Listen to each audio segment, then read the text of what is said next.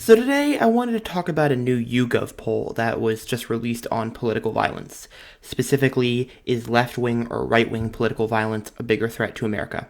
The results of the poll show that while a plurality are unsure as to which is a bigger problem, slightly more Americans believe left-wing violence is a bigger threat than right-wing violence. The results of this poll are interesting because of the day that this poll was conducted, on May 22nd, which was just over a week after the Buffalo terrorist attack by a white supremacist who openly admitted to being influenced by right-wing figures espousing the racist Great Replacement theory like Tucker Carlson. However, as you may have guessed, that attack is far from an isolated incident, and while the result of this poll may be a statistical tie, the fact that it is even close at all is an indication of how the media manufactures consent among the American public. But first, let's clear something up. The results of this poll are factually incorrect. Left-wing violence is not nearly as common as right-wing violence, and this isn't just me speaking, admittedly, as a leftist.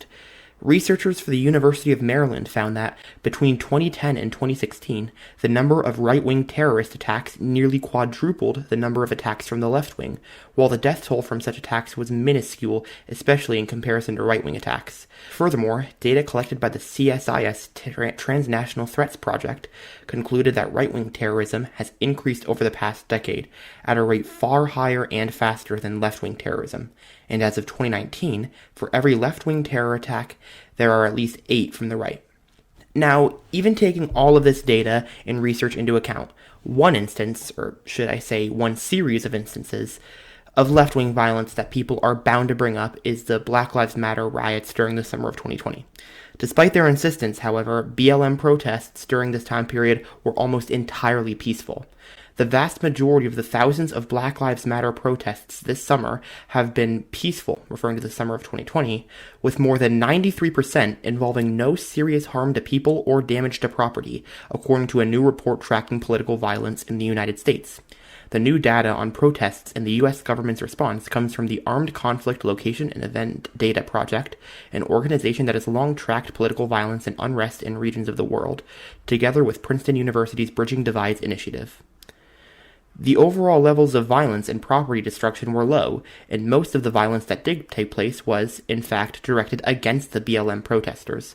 First, police made arrests in 5% of the protest events, with over 8,500 reported arrests, or possibly more. Police used tear gas or related chemical substances in 2.5 of these events.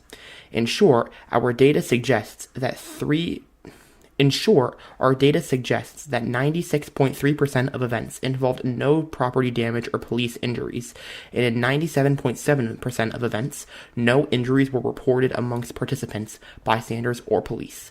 These figures should correct the narrative that the protests were overtaken by rioting and vandalism or violence. Yes, they should. However, as the results of this poll show, they apparently did not. And this is where we get into how the media, both the mainstream media as well as social media, has helped to create the narrative that Americans should have a greater fear of left-wing violence, or at the very least, should have one equal to their fear of right-wing violence. In the wake of the confirmation of Brett Kavanaugh to the Supreme Court, Fox News reported on how many Republican senators who voted for his confirmation received death threats, and while the discussion did highlight some genuinely concerning threats against Republican senators, the host did not mention any threats against their Democratic colleagues or staffs. Just 3 days ago, a Florida supporter of President Donald Trump was arrested after repeatedly posting online about his plans to kill Democratic senators. He also expressed hope that fellow conservatives would break into liberals' homes and murder them in their sleep. Democratic Senator Doug Jones of Alabama reported that his female staff members have received violent threats from supporters of the newly confirmed Supreme Court Justice Brett Kavanaugh. And Christine Blasey Ford, who testified under oath that Kavanaugh assaulted her while in high school, has been the target of sustained harassment and death threats for weeks. The threats are so serious and pervasive that she still cannot return to her home, even after Kavanaugh was confirmed and sworn in as a Supreme Court justice. Fox and Friends chose to ignore these clear incidents and threats of right-wing violence, and instead focused on fear-mongering about an allegedly lawless left. And with Fox News consistently being one of, if not the top cable news networks in the country, its influence over the opinions of everyday Americans cannot possibly be overstated. However, this is undoubtedly not an isolated incident. Circling back to the Black Lives Matter protests of 2020, Media Matters conducted a study on tens of thousands of Facebook posts during the first few days of June of that year from left-leaning, right-leaning, and non-aligned accounts. Their findings include, but are not limited to, the following. Right-leaning pages earned over 48 million interactions on nearly 9,400 posts, surpassing engagement on posts from both left-leaning and ideologically non-aligned pages. Posts from right-leaning pages accounted for only 26% of posts about protests, but they earned nearly 40% of engagement. Top posts from right-leaning pages amplified narratives that misrepresented the largely peaceful protests and praised Trump and his actions against peaceful protesters. Top posts from non-aligned pages boosted narratives about looters and rioters, which misrepresent the largely peaceful protests across the country. And even though these engagements possibly may not have been all positive, some engagements likely included angry reactions, it doesn't matter. The fact that these posts are being engaged with by users in the first place boosts them in Facebook's algorithm, spreading them to more and more people who will believe the narratives that these posts are propagating. As a final example, during a July 2020 rally for Hank Gilbert, who at the time was a Democratic congressional candidate in Texas, Back the Blue protesters crashed the event, injuring and even robbing participants, including Gilbert's campaign manager.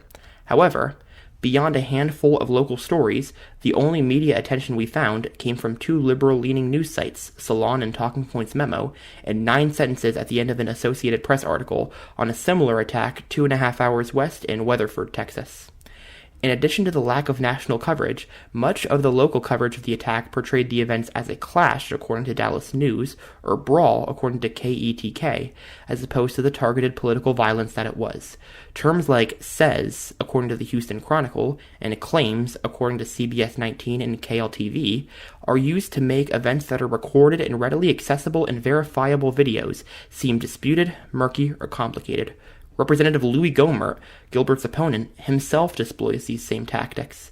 In a statement to the Morning Telegraph, he says of the attack in the videos, "It is difficult to tell from what I understand today who started what."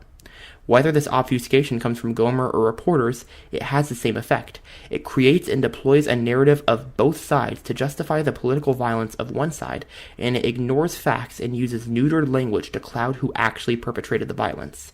The end result of national media's neglect and local media's muddling is the erasure of right-wing political violence, sending a message to would-be future attackers that there will be no consequences for their actions. And it is that neglect and muddling that Brandon describes that has led to public opinion on political violence by ideology being what it is today, almost evenly divided, with a slight edge to the belief that left-wing violence is a bigger threat.